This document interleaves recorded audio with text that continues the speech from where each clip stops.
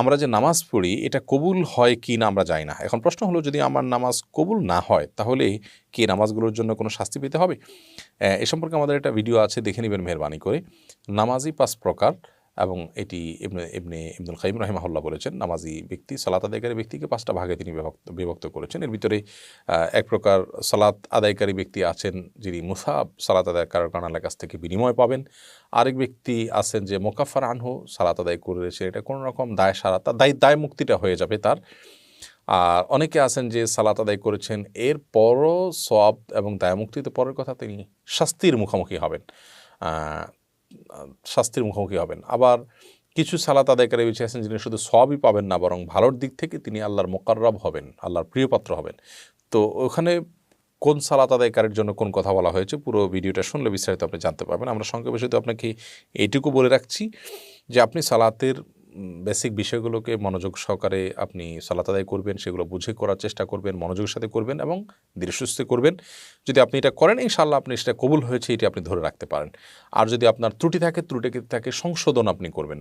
যদি আপনার সালাতে কোনো মনোযোগ নাই, কি বলেন আপনি নিজেও জানেন না, আপনি তাড়াহুড়া করে সালাত আদায় করেন, তাহলে সেক্ষেত্রে সেই সালাতের কারণে দায়মুক্ত হওয়া তো পরের কথা, শাস্তিরও আশঙ্কা আছে। এখন প্রশ্ন, তাহলে কি সালাত ছেড়ে দিব? না, ছেড়ে দিলে শাস্তিটা তার অনেক বেশি হবে। সালাত আদায় করার পরও যদি কেউ কিছু শাস্তির উপযুক্ত হয়, তাহলে যে সালাত আদায় করবে না তার শাস্তি তার চেয়ে কত ভয়াবহ হবে সেটা তো বলাই বাহুল্য। ফাতেমা খাতুন রূপা লিখেছেন, আমার ছেলে অতিরিক্ত দুষ্ট, আমার করণীয় কি? আপনার ছেলে যদি অতিরিক্ত দুষ্ট হয় তাহলে সেক্ষেত্রে আপনার ছেলেকে যথাসম্ভব রুকিয়া করবেন। জিনের উপদ্রবের কারণে বাচ্চাদের দুষ্টমি অনেক বেড়ে যায়, শয়তান সওয়ার হয়। এজন্য বাসা বাড়িতে ঢোকার সময় সবাইকে বিসমিল্লাহ বলে সালাম দিয়ে ঢুকতে বলবেন।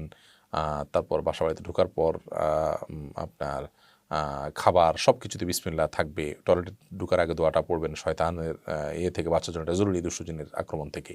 তারপরে টয়লেটের দরজা বন্ধ রাখবেন। আর অনেকগুলো পরামর্শ আছে দুষ্টু জিন থেকে বাঁচার জন্য, সেগুলো করবেন।